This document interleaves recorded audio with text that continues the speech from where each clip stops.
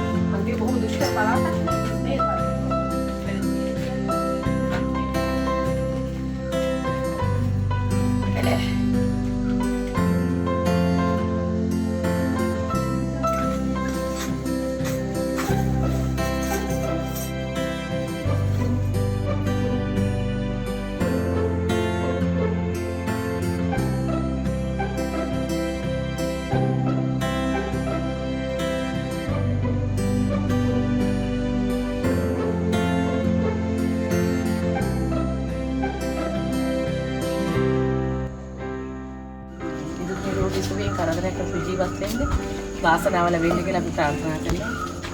බොහෝ පින් රැස් කරගන්න. සතුටින් ජීවත් වීම පිණිස නේද? දරාරින්දි. දරාරින්දි. පිරිමි වහන්සේ තරම් යන්න දක්වා. මම හැමදාම කරනවා නේ ඔයාට. පිරිමි වහන්සේ අර උඩ තැම්පත් කරන තැන තැම්පත්.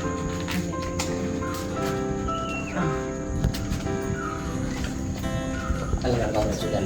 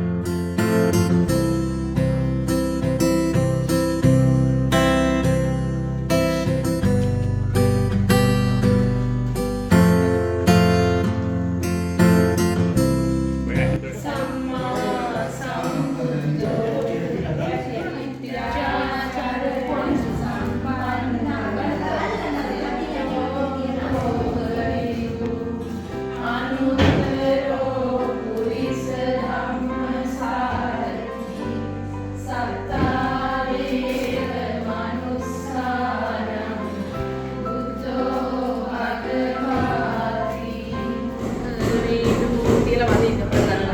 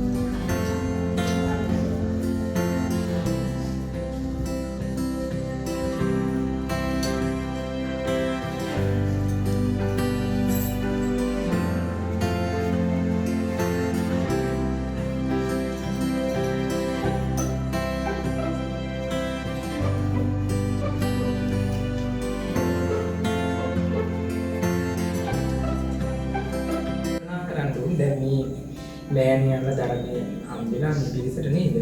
ඒ ධර්මයේ සංගය ඇසුරු කරගෙන මේ කරන්නේ සංගය මූල කරගෙන දන්පෙන් පූජා ත්‍රිවිධ රත්නයේ ආශිර්වාදය මූලික කරගෙන තමයි මේ කරන්නේ. අද මේ පින්වතුන් කල්පනා කරන මේ දරුවෝ තුන් දෙනා මේ අම්මලා මේ දෙන්න මේ තිරුවන් සරණිය ශ්‍රද්ධාවන්ත ශ්‍රාවක පිරිසක් විසින් කරන පින්කමක් මේක. සුළුපටු එකක් නෙමෙයි. මේ කිසරණේ පිළිතලා සීලයක සමාදන් වෙන නේද? ධර්මයේ හැසිරීම තමයි වටින්නේ. සංසාරගත පිළකට තමයි දැන් කියා දොරන් එක්ක මිනිස්සු කොච්චර ඉන්නවද? ඉතින් එහෙම සමාජයක තමයි මේ බොහොම අමාරුවෙන් මේ කරන්නේ මේ කටයුත්ත. ඒතන තරම් ලේසි නෑ මේවා කරන. අද පින් කරන්න පුදුම බාධා දෙන්නෝනේ නේද? මේවා හිතට තරම් ලේසි නෑ. පිනට ගොඩක් බාධා තියෙනවා. මේ ගමනේ පින බලවේග තියෙනවා.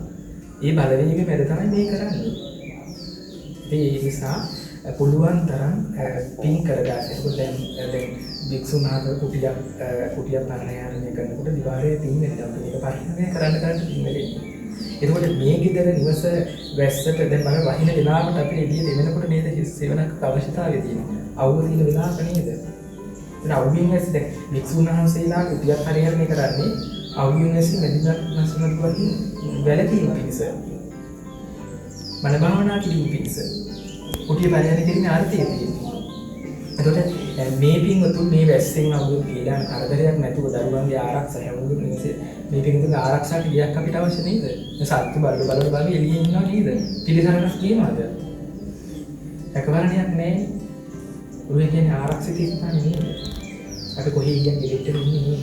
ගමනක් කොහේ කියන්නේ. ඒ නිසා කල්පනා කරන්න අපිට මේ සංසාර ගමනේ නිවසක් ලබන්න මේක පිනකටම ලැබෙන්නේ නේද? මෙච්චර දුර ඉඳලා මේ කොහෙද නේද අඳුනනවද දන්නවද? ඒකයි මම පිනක ප්‍රතිඵලයක් මේක. පින කියන දේ පරලොවට හිතසුතු නිස්පාතින් දෙන්නේ. සුළුපටු කියන්නේ පින කියන දේ. සංසාර මුළු උපාකය. ඉංගිවාල් දරවල් කෙනෙකුට පිළිගියා කඩට දෙන මහා පින්කම.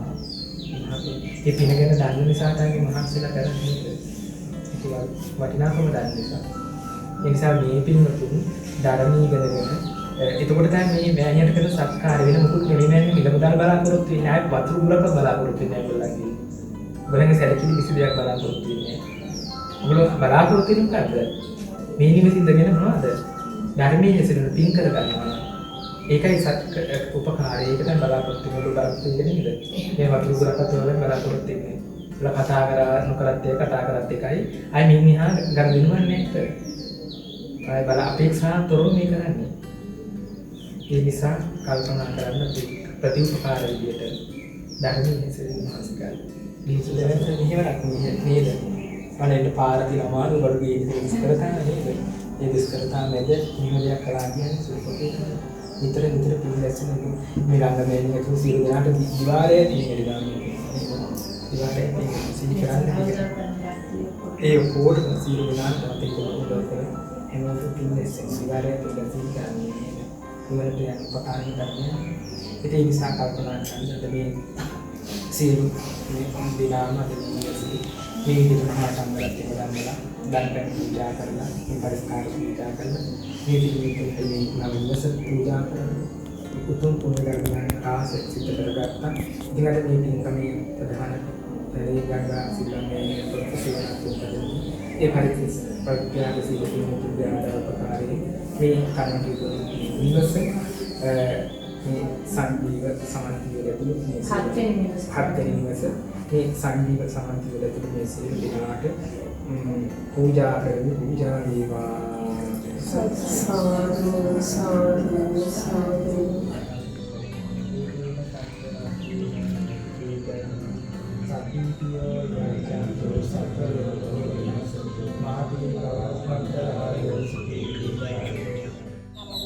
මේ අපේ සෙවණක් ව්‍යාප්තිය වෙනුවෙන් 7 වෙනි වරට අපි ලබා දුන්න නිවසේ පැමිණි පවුල තමයි මේ ඉන්නේ.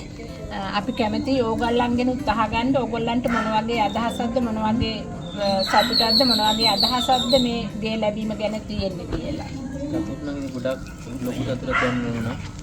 මේ අපි මෙච්චර කල් ජීවත් වෙන ලෑලි එක මේ වගේ ගයක් හදාගන්න කවදාවත් අපිට බෑ. මේ නෝනලා කරපු උදව් කරන ගොඩක් පිං. මේ නෝනගේ සංගමයේ ඉන්න සියලු දෙනාටම ජීවත් කරන් දීප් කට්ටියට පොඩම පිං සිද්ධ වෙනවා. සතුට දුන්නද දුස්මී මැලම්ගේ ගෲප් එකේ හැමෝටම ගොඩාක් පිං. අපි හරි සතුටින් ඉන්නේ දැන්. තව තවත් එයාලට මේ වගේ ගෙවල් ගොඩාක් හදලා දෙන්න ශක්තිය ධෛර්යය ඒ අතින් ගොඩක් පිං හැමදේම ලැබෙන්න කියලා මම ප්‍රාර්ථනා කරනවා. තෙරුවන් සරණයි හැමෝටම. මේ ඇත්තටම පුදුම හිතුණා ඇවිල්ලා බැලුවාම ඒ තරම්ම දුෂ්කර තැනක හදනමතිය හිතා ගන්නත් බැරි තැනක මේ ගේ තියෙන්නේ. ඉතින් ඒගොල්ලන්ට ඉඩම තිබිච්ච නිසා ගංගක්කා මේ තාම අසරණ පවුලක් තෝරගෙන තියෙන්නේ. ඉතින් ඇත්තටම ඒගොල්ලන් බොහොම ඉක්මනට මේ කරතාවය කළා. බොහොම ලස්සන ගයක් මේ බඩු මුට්ටුත් එක්ක.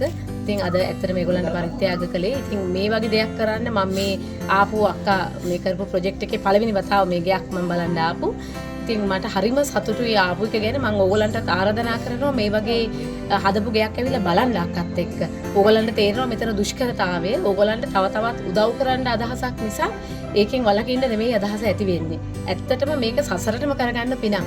ඕගොල්ලන්ට කරගන්නේ. ඒ අයගේ සතුට දැකලා අපිට ඒක අමතක නොවන මේ මතක සටහනක් වෙනවා. ඉතින් ඒක මම හිතන්නේ පින් රැස් වෙන තැනක්නේ.